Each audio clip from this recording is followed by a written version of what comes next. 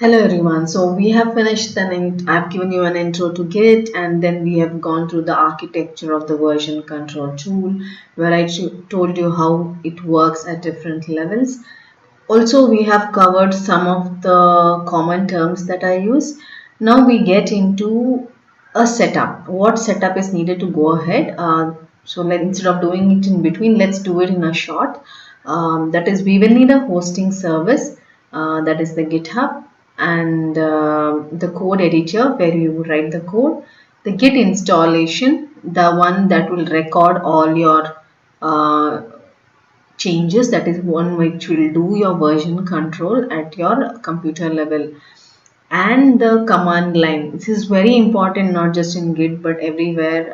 Mostly when you work, you will need to know the command line. So there's nothing to install in the command line. We'll just work around and show you some common commands that you will need. So I will be making a video each for this A, B, C, and T. Please go through the ones that you need. Thank you.